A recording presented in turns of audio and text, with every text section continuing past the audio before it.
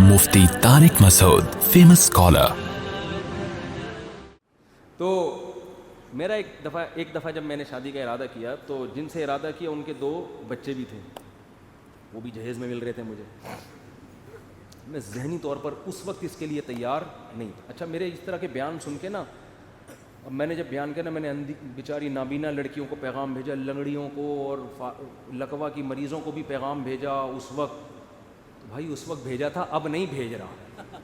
وہ میرے پاس فون آنا شروع ہو جاتے ہیں وہ کہ وہ اس طرح کا مسئلہ ہے, آپ تو میں کروں نہ کروں وہ ایک الگ مسئلہ ہے, لیکن اس کا یہ مطلب نہیں کہ جتنے ملک میں جو بھی معذور ہیں تو وہ مجھ سے رابطہ کریں. یہ مطلب میرا نہیں ہوتا. میں رابطے پر پابندی نہیں لگا رہا, لیکن یہ مطلب نہ لیا کریں اس کا. صحیح ہے نا. اس وقت کی بات ہے جب لفٹ کرا رہے تھے, پھر تو کوئی لفٹ نہیں کرا رہا تھا ہم کو. اچھا خیر, جب میں کر رہا تھا تو اس وقت تو جو بیچاری پاؤں سے معذور ہیں وہ بھی نہیں مان کے دے رہی تھی. صحیح ہے نا. اب تو ہماری اتنی ساری ہو گئی ہیں نا شادیاں, اب تھوڑی اب تھوڑی سیٹنگ چینج ہو گئی ہے. تو میں نے پیغام بھیجا تو مجھے جہیز میں 2 بچے بھی مل رہے تھے. میں ذہنی طور پر اس کے لیے تیار نہیں تھا کہ میں کسی کے بچوں کو کیوں پالوں بھائی.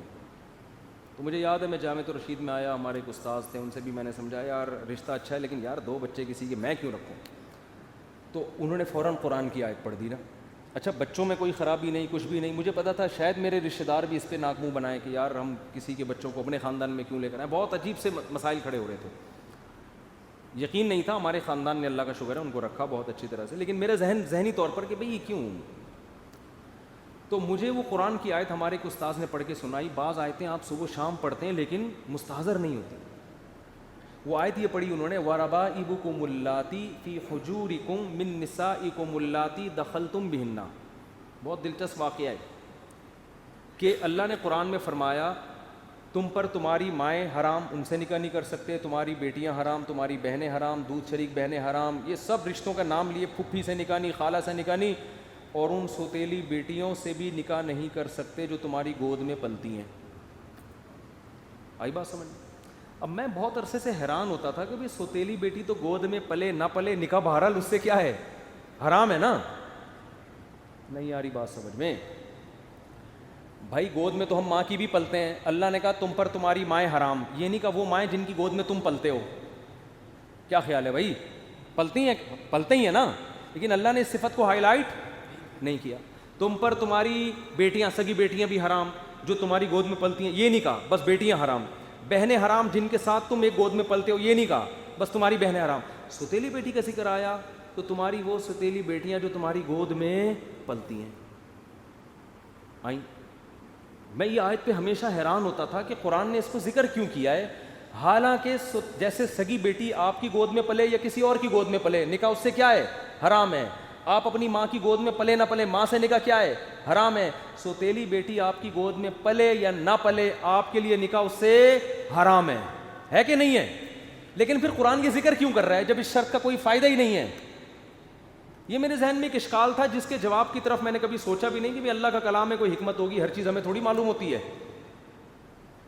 تو میں نے جب یہ ذکر کیا یار وہ بچے بھی مل رہے ہیں مجھے, تو میرے دماغ اس کے لیے ایگری نہیں ہو رہا. وہ وجہ اس کی ہے کہ بھئی یہ تو شریعت میں بھی کوئی پسندیدہ کام تھوڑی ہے یہ کہ کسی کے بچوں کو پالو. بھائی وہ اپنے رشتہ داروں کے آ رہے ہیں, ہم کیوں رکھیں ان کو.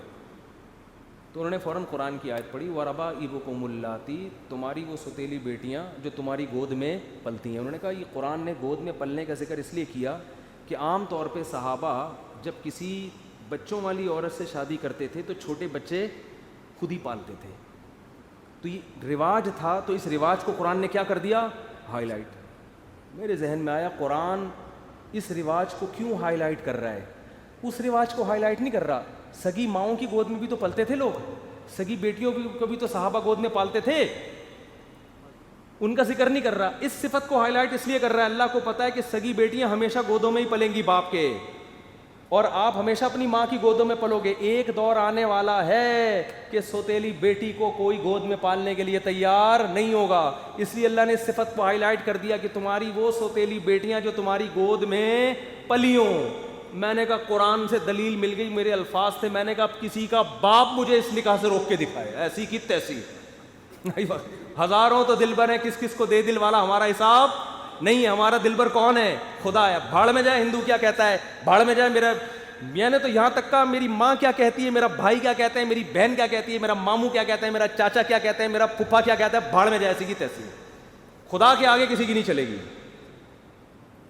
تو میرے ایسے جذبات ہوئے نا ایسی کی تیسی. اور اللہ کا شکر ہے میری شادی ابھی وہ بچی بڑی ہو گئی ہے اور رہ رہے ہیں, اللہ کا شکر ہے, اللہ برکتیں دے. اور وہی ہمارے پاس ہی آگے رہی, بچے بڑے ہو گئے وہ الحمدللہ.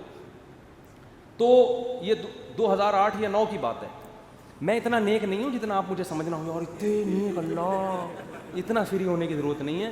انسان ہمیشہ اپنے اچھے کارنامے بیان کر رہا ہوتا ہے, اور جو الٹے الٹے کام کیے ہوتے ہیں اس کو تو میں یہ بھی نہیں کہہ رہا کہ میں نے الٹے الٹے کام کیے ہیں, اگر کیے بھی ہوں گے تو اللہ کو بتا کے معافی مانگوں, آپ کو کیوں بتاؤں گا میں.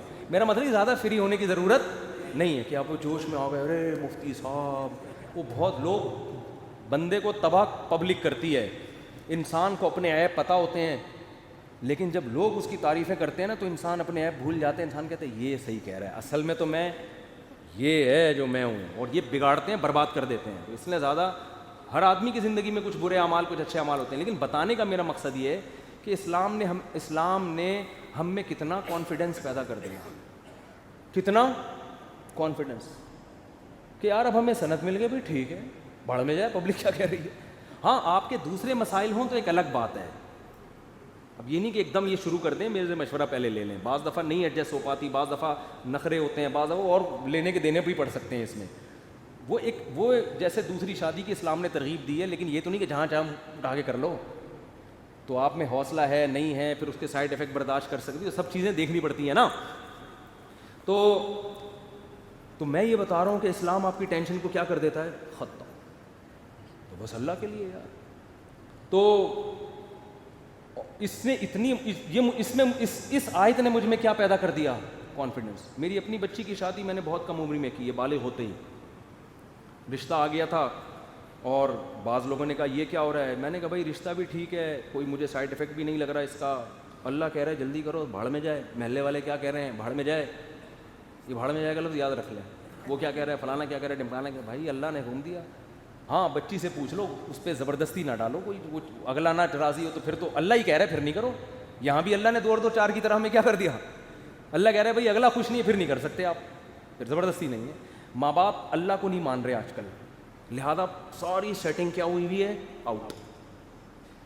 اپنے بیٹے پہ دباؤ ڈال کے یہاں کرے گا, تیرا باپ بھی شادی یہاں کرے گا. میں اس باپ سے کہتا ہوں آپ بیٹے کو فورس نہیں کر سکتے, یہ الاؤ ہی نہیں ہے.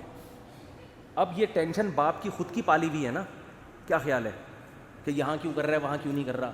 یہ ٹینشن باپ کی خود کی پالی ہوئی ہے نا. اگر اس کو پتا ہو بھائی مجھے اللہ نے بیٹے پر اتنا کنٹرول نہیں دیا ہے کہ گن پوائنٹ پہ میں کرا دوں, باپ ٹینشن ہی نہیں لے گا. بھائی اللہ نے حکم دیا, بھائی اللہ نے منع کر دیا تو کیا کریں.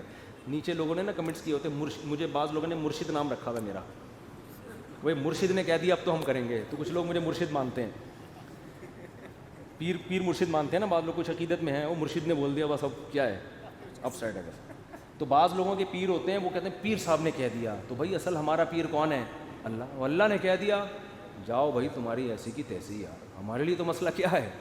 پھر لوگ ملامت کریں گے تو اور خوشی ہوگی. اللہ کہہ رہا ہوگا میری خاطر تو ٹینشن لے رہا ہے بھائی, ثواب ڈبل ہو رہا ہے آپ کا.